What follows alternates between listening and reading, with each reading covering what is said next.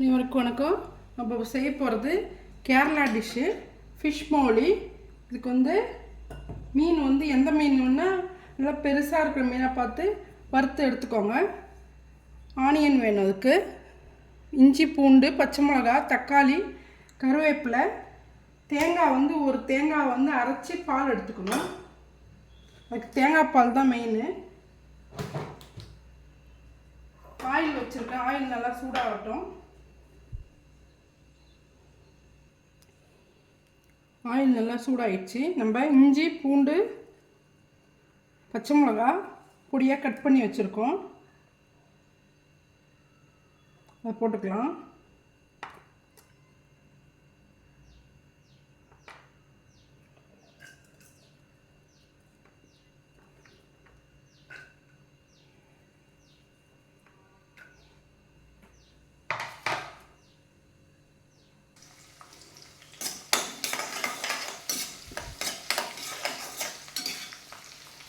நல்லா பச்சை வாசனை போகிற அளவுக்கு இதை வதக்கிக்கலாம். பச்சை மிளகா இஞ்சி பூண்டு கொஞ்சம் கருவேப்பிலையும் போட்டுக்கலாம்.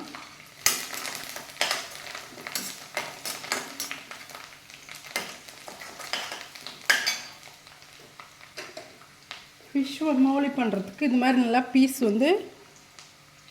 மஞ்சள் பொடி மிளகு பொடி போட்டு ஃப்ரை பண்ணிக்கணும்.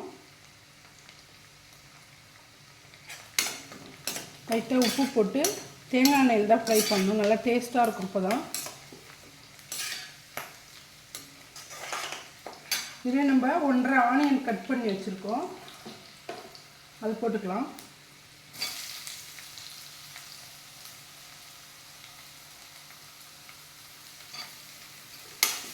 ஆனியன் நல்லா வதங்கிட்டோம்.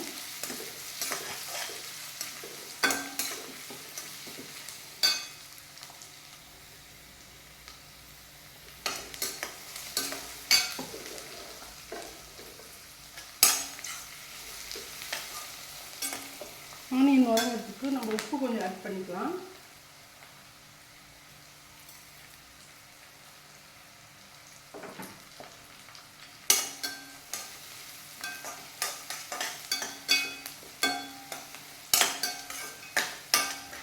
இதில் கொஞ்சம் மஞ்சள் பொடி,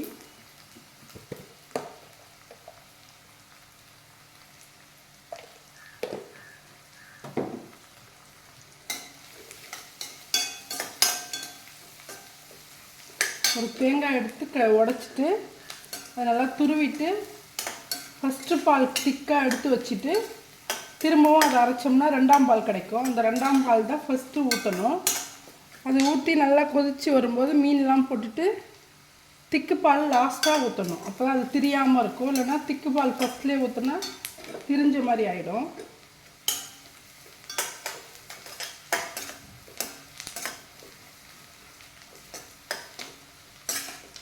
நல்லா இன்னும் வதங்கணும். ஆனியன் வதங்கிடுச்சு. கொஞ்சமாக மல்லிப்பொடி போடணும், 1 ஸ்பூன் அளவுக்கு மல்லிப்பொடி, மிளகு பொடி கொஞ்சம் போட்டுக்கலாம்.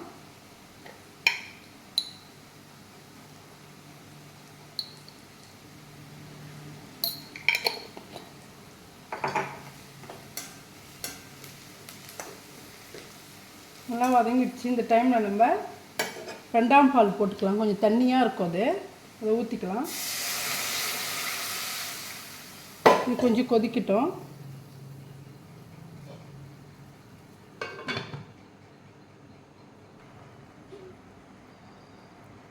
நல்லா கொதிச்சிட்ருக்கு பாருங்கள். இந்த டைமில் நம்ம ஃபிஷ்ஷும் ஒரு தக்காளி ரவுண்டாக கட் பண்ணி வச்சுருக்கேன், அதை வச்சுக்கலாம்.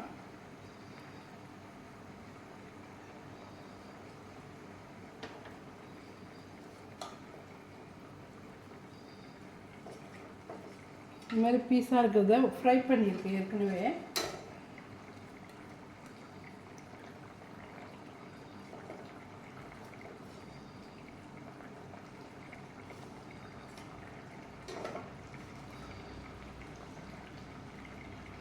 இது மேலே நம்ம தக்காளி வச்சுக்கலாம் வேகிறதுக்கு.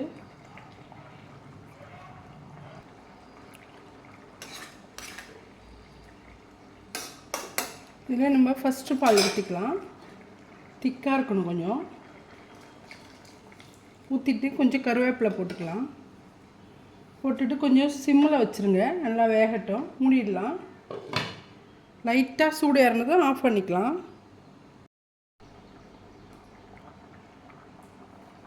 நல்லா கொதிக்கக்கூடாது. திக்கு பால் ஊற்றுனதுக்கப்புறம் இங்கே பாருங்கள் நல்லா திக்காக இருக்குது. இந்த டைமில் நம்ம கொஞ்சமாக லெமன் ஜூஸ் ஆட் பண்ணிக்கலாம்.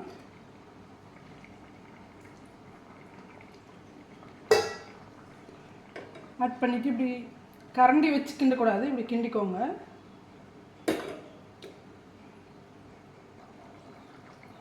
பாருங்க இந்த திக்னஸ் இருக்குது. இன்னும் திக்காக போட்டால் நமக்கு இந்த திக்னஸ் எங்களுக்கு போதும். இன்னும் திக்னஸாக வேணும்னா நீங்கள் பால் வந்து ரொம்ப கெட்டியாக அரைச்சி போடணும்.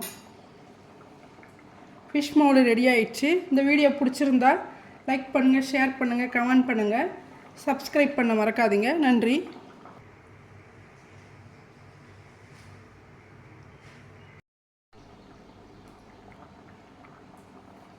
நல்லா கொதிக்கக்கூடாது. திக்கு பால் ஊற்றுனதுக்கப்புறம் இங்கே பாருங்கள் நல்லா திக்காக இருக்குது. இந்த டைமில் நம்ம கொஞ்சமாக லெமன் ஜூஸ் ஆட் பண்ணிக்கலாம்.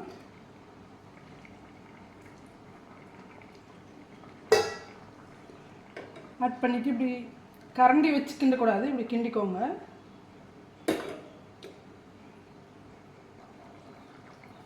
பாருங்க இந்த திக்னஸ் இருக்குது.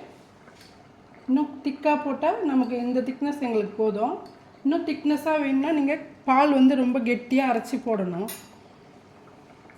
ஃபிஷ் மோல்டு ரெடி ஆயிடுச்சு. இந்த வீடியோ பிடிச்சிருந்தா லைக் பண்ணுங்கள், ஷேர் பண்ணுங்கள், கமெண்ட் பண்ணுங்கள், சப்ஸ்கிரைப் பண்ண மறக்காதீங்க. நன்றி.